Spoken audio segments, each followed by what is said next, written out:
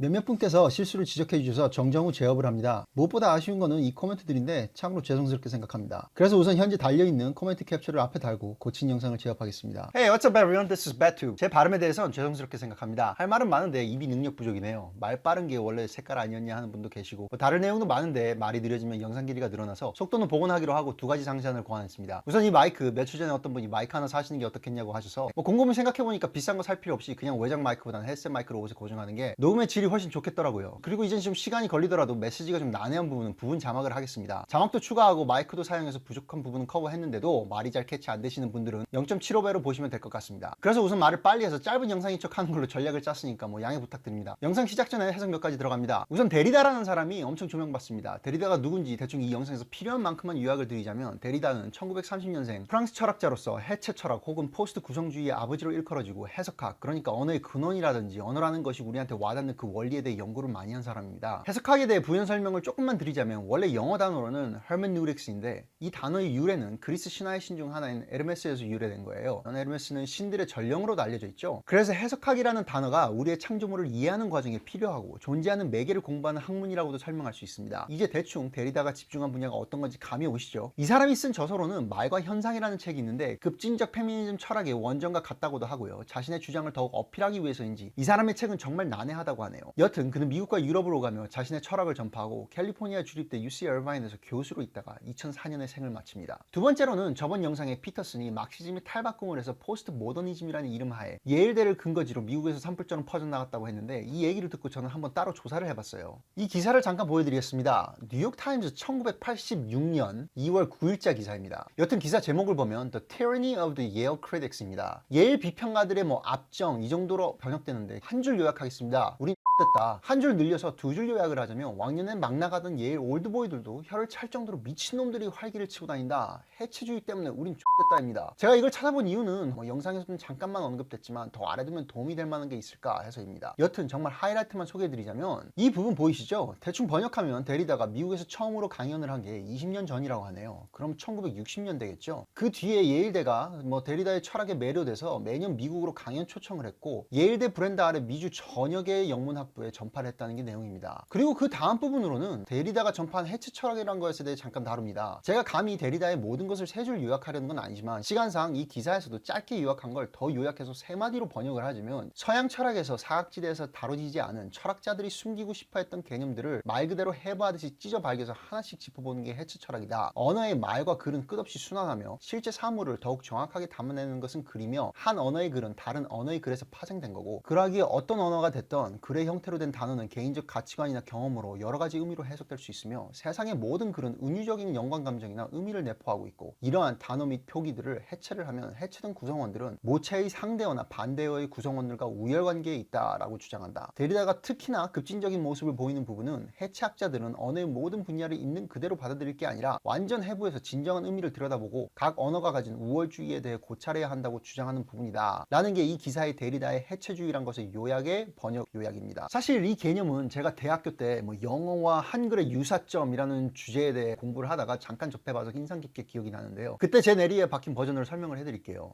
A라는 언어에 A, B, C라는 단어가 있고, 가라는 언어에 가나다라는 단어가 있다고 칩시다. 이 주장의 전제는 언어는 다르지만 가나다라는 단어는 A, B, C라는 단어에서 파생된 단어라는 거예요. 이제 그 A, B, C라는 단어를 해체해서 A, B, C 따로 보는 거죠. 그럼 A, B, C에 해체된 A와 B와 C를 그의 모체인 A, B, C의 상반이나 혹은 대립되는 개념에 예를 들어 X, Y, G의 구성원인 X 그리고 Y 그리고 G랑 비교하면, 그 구성원들 사이 어딘가엔 사람들에게 내재된 전통이나 문화적 인식으로 인해 우월관계가 있다는 개념이에요. 예를 들어 사람들의 고정관념에 B는 Y보다 우월하다는 생각이 있으면 A, B, C는 X, Y, G보다 우월함 이렇게요. 그리고 이 논리를 한 단계 거슬러 올라가면, 가나다는 A, B, C의 파생어라는 전제가 있으니까 가나다의 상반어인 타파하는 가라는 언어 내에서도 가나다보단 열등한 개념의 단어가 된다는 이론이죠. 영상에서 필요한 만큼은 이 정도로만 이해하셨으리라고 생각하고 넘어가겠습니다. 여튼 이제 데리다에 대해서 배웠고, 피터슨이 1편에서 언급한 이 이념의 전파 경위에 대해서 당시 기사를 통해 확인을 하듯이 접했으니, 로고센트리즘과 데리다의 fail 로고센트리즘에 대해서 다루고, 데리다의 fail 로고센트리즘이 궁극적으로 페미니즘과 평등주의에 어떻게 적용된 건지, 왜 피터슨이 이런 말을 영상에서 하는지 다루겠습니다. 우선 로고센트리즘의 로고스는 말이라는 의미를 갖고 있으며 넓게는 logic, 이성이란 뜻도 판포하고 있습니다. 성서적 의미도 있는데 로고스는 삼위일체의 두 번째 위격인 성자를 뜻하기도 하며 예수죠. 로고스라는 의미의 단어는 요한복음에서도 보입니다. 태초에 말씀이 계시니라, 이 말씀이 하나님과 함께 계셨으니 이 말씀은 곧 하나님이시라. 여기서 이 말씀이 바로 로고스입니다. 제가 왜 성서 이야기까지 인용을 했냐면 기독교가 서양 문화에 끼친 영향과 기독교 교리에 내재든 남성상에 대해 모르시거나 알더라도 종교 알레르기 때문에 무조건 싫어하시는 분은 언젠가 피터슨 공부는 막히실 겁니다.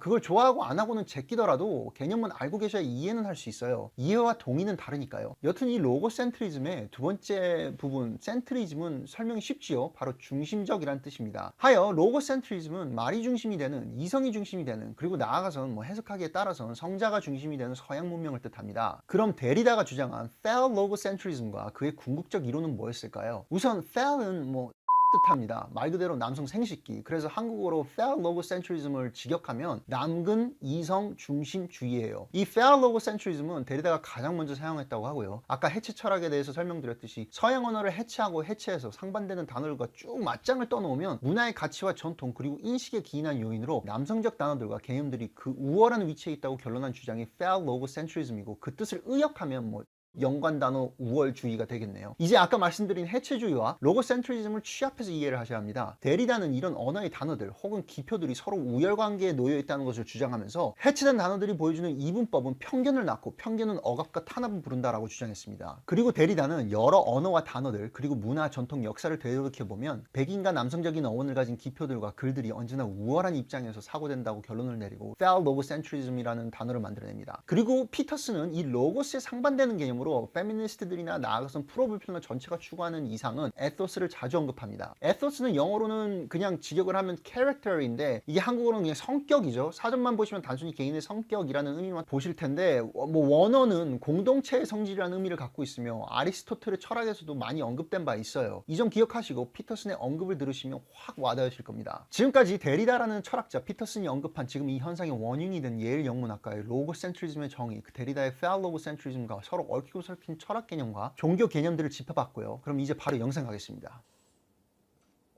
Well, this brings me back to we talked briefly about National Socialism, fascism, and collectivism. The difference being, from my understanding, fascism was made to control the individual. Marxism was more control of means of production. Socialism more means of controlling the fruits of production, if I'm not mistaken. And I think we've seen the destructive nature of collectivism in destroying the individual, right? Well, I think that's actually the point in large part. I mean, Derrida, for example, coined a term he called phallogocentrism, which he regarded as the central axiomatic position of the West. That not only the Enlightenment West, but also the Christian or Judeo-Christian, for that matter, West prior to the Enlightenment. Derrida went after the tradition running through Judeo-Christianity, through modernism and the Renaissance and the Enlightenment, and criticized that. And that was the idea that, and he was critical of this, it's the presupposition that culture is first male-dominated, which is a presupposition that I take great exception to because it's a radical oversimplification of the historical story. To the degree that culture was male-dominated, it was only dominated by a very small number of males. Most males were serfs or soldiers or cannon fodder, for that matter, or coal miners dreadfully toiling away for their work. Certainly as oppressed as women were in general by the absolute poverty of the conditions. Up till 1895, the average person in the Western world lived on $1 a day in today's money. Right, so I mean, you don't have to go back very far in time before you find everyone oppressed, but not by the socio-cultural system, merely by the absolute, insane difficulty of life itself. Well, so Derrida described the West as male-dominated, which I think is something to take serious issue with as a blatant claim. It's not differentiated enough or sophisticated enough, and he also said it was logos-centric. And that partly means logic, but there's a deeper meaning to logos because logos is also the second person of the Christian Trinity. And Derrida knew that perfectly well. And so his criticism, Derrida was a smart man, make no mistake about it, and lots of the things he said were correct. Like one of the propositions he laid forth was that there is a near infinite number of ways of interpreting any situation or any text, which happens to be technically true. And that's been discovered in all sorts of fields, including artificial intelligence. So the central claim that he begins with is actually true. And it's not surprising that it had such a powerful effect on the humanities, because it's actually an extraordinarily powerful and undermining idea. But he took it much far. He took that idea in directions that I don't think it should have gone in at all. But the logocentric idea is that his criticism of the idea of the logocentric society is a deep criticism of the idea that the individual as a speaking force, as a communicative force, is the appropriate highest value upon which a culture should be built. He took that apart and criticized it. And so that's a deeper criticism, I would say, even than Marx's criticism, which was mostly about unequal power relationships. Derrida went deeper than that. And the postmodernists that occupy the universities are anti-individual right down to the bedrock. And so that's partly why they push collectivism to such a degree. They don't give a damn who you are. They care what your group identity is. And that's that. Okay, so here's the claim. And there's actually people who do this professionally, by the way. They analyze businesses and other organizations by these strategies. And these are often these people, they call themselves diversity consultants, for example. Okay, so here's the claim. Imagine that you take a hierarchy of some sort, like a law firm, a big law firm. Then what you do is you analyze the hierarchical structure of the law firm. Then you break down the representation of the people in the law firm by their identity categories. So how many men, how many women, how many transsexuals. But then you don't stop there, eh? And this is actually part of the technical problem with the approach. You divide them by race. You divide them by ethnicity. You divide them by sexual identity. Okay, so imagine there we've got 6 categories already, 6 or 7 categories. Now, of course, obviously race is further divisible, as is ethnicity, as are such things as attractiveness, right? So there's all sorts of ways of dividing people into groups axiomatically, and there's no self-evident way of determining which of those group divisions should be superordinate. And that's partly how the leftists, the radical leftists, can keep gerrymandering the game, because they can just keep playing games with the group categories. In any case, you take the organization, you take the bottom hierarchy and you say, the bottom rung, and you say, okay, well, is it 50% men and 50% women? And if the answer to that is no, then you make the claim that the reason for that is because of systemic oppression and prejudice. Oppression, prejudice, bigotry, and usually misogyny. Then you make the case that the people who are organizing the organization are bigoted and misogynist, even if it's not consciously, unconsciously, so that's the unconscious bias aspect.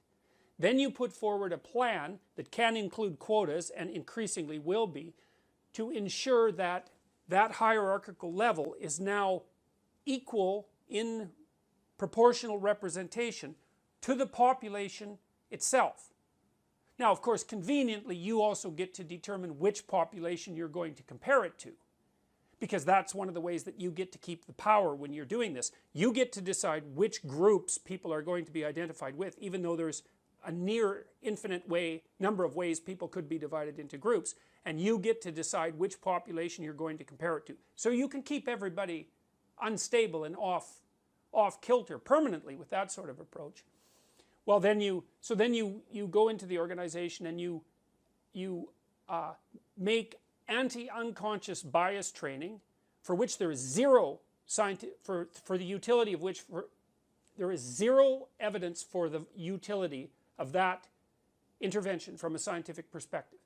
In fact, some of the scientific evidence suggests that if you make unconscious bias training mandatory, you make prejudice worse. And maybe that's because people don't like to be called bigots and misogynists and to be put through retraining in a mandatory way. Okay, so then you do that in analysis at each rung of the organization. Now, you might say, well, why do you do that? Well, the putative reason is equity.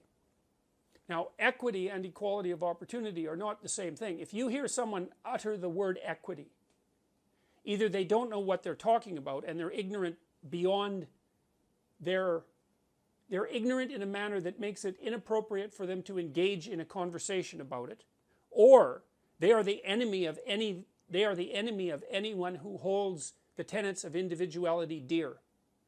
Because equity means equality of outcome. And so the real postmodern radicals are using community to mean equity and equity to mean equality of outcome. And so then they get to divide up the groups into whatever groups they feel are the groups that people should be divided into now. And then they get to go make their claims of oppression and misogyny and bigotry and all of that. And 제가 꼭 정정을 해야 되겠다고 가장 민감하게 받아들인 부분은 이 미소진이라는 단어의 원어 의미인데, 보시면 사전적 의미는 쉽게 그냥 여성 혐오라고 되어 있고, 근데 어원을 찾아보면 근데 많이 왜곡됐다는 사실을 알 수가 있어요. 구글의 단어 사용 빈도표를 보면 1970년대부터 그래프가 치고 올라오죠. 1997년, 98년, 99년도에는 뭐 피크를 찍습니다. 그리고 이 개념이 먼저 발견된 그리스 고서를 보면은 뭐 미소이니아 그리고 미스앤트로피아 같이 미소진이가 언급되어 있는데, 이런 맥락에서의 해석은 왕이나 인류를 증오하고 혐오한다는 뜻이 아니라 타당하지 못한 편견이라는 의미를 함포하고 있는 단어로 쓰였다고 하네요. 그런 의미로 다른 문서에서도 이 단어가 발견되는 걸로 미뤄봤을 때 현재 대중적으로 사용되는 여성을 증오한다는 뉘앙스의 단어는 그저 남녀 대립 구도만 조장하는 전혀 문학적 배경이 없는 오용법이라 생각해서 정정합니다. 물론 이 단어가 사용된 영상의 맥락을 보면 피터슨이 인용했을 때 이런 깊은 원래 의미를 고려하고 그대로 쓴 게 아니라 아마도 페미들이 외치고 다니는 개념들을 나열하면서 썼기 때문에 통상적인 정의로 여혐이라 표현해도 번역이라는 작업 자체로는 그렇게 큰 문제가 있다고 생각하지는 않는데, 저처럼 미소진이라는 단어의 유래에 대해서 잘 모르고 왜곡돼서 받아들일 수 있는 사람도 있을 수 있다는 것과 뭐 이렇게 알고 보시면 뭐 이로운 점이 있을 것 같아서 이렇게 수정하고 별도 해석 첨부합니다. one of the huge advantages that accrues to them in doing that, and since it's all about power, is power. And that's the game that's being played out, and that's happening unbelievably quickly. It's the equity issue is something it's absolutely unbelievable to me how rapidly people have started to talk about equity and to actually think that that's a reasonable goal. Now the alternative is to let people sort themselves out more or less in a free market manner, allowing for the possibility that there are genuine differences between people in intelligence, temperament, and interest, and the notion that those things differ and that a tremendous amount of that difference is a consequence of underlying biological reality is overwhelming. And the humanities types, the postmodernist types, they know they've lost the scientific battle over this. The whole idea that people are a blank slate and that everyone's equal at birth and that everything that makes people differ is a consequence of socialization, that bloody idea has been dead among anybody who's reasonably educated as a scientist. That's been dead since, I would say, mid-60s. Dead. It's not, no one even talks about it. But among these postmodernist types, man, they don't give a damn for facts. In fact, facts for them are merely whatever the current power hierarchy uses to justify their acquisition of power. The people who are animated by the postmodern ethos are not generally in and of themselves thoroughly possessed postmodern philosophers. First of all, they don't know enough about postmodernism or its underlying Marxism to make that claim. Imagine that the philosophy has an impetus, it has a core tendency to move in a given direction as a body of ideas, a coherent body of ideas. And then imagine that it's represented in fragments among people who find its tenets palatable. So most student radicals, for example, are not 100% committed postmodernists. They're probably only like 10% committed postmodernist. When they're not being foolish with their mob, they're out being normal people. But you get a mob together that's animated by that postmodern ethos, then the collective spirit that animates the mob has that power-seeking proclivity and that antipathy towards Western ideals that we've been discussing. I think it's what makes that different, let's say, from what was happening in the Soviet Union at the beginning of the Russian Revolution, is that there was a organized group of conspirators, Lenin at the head, whose goal was to overthrow the monarchy and to seize power.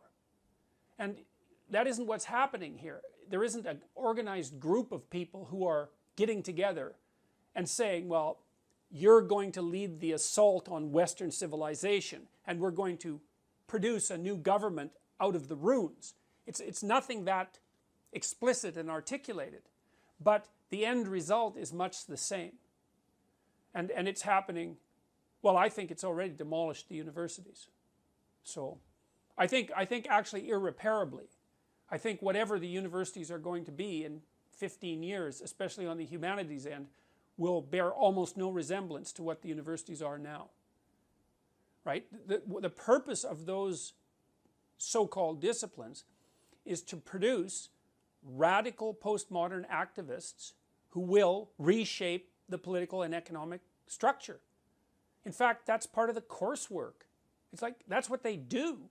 The discipline isn't based on the acquisition of abstract knowledge. They're activist disciplines. And, you know, I use women's studies as the core example because I think it's most obvious with women's studies, although all the ethnic gender studies pseudo-disciplines that have emerged in the universities over the last 30 years are all bastard children of exactly the same enterprise.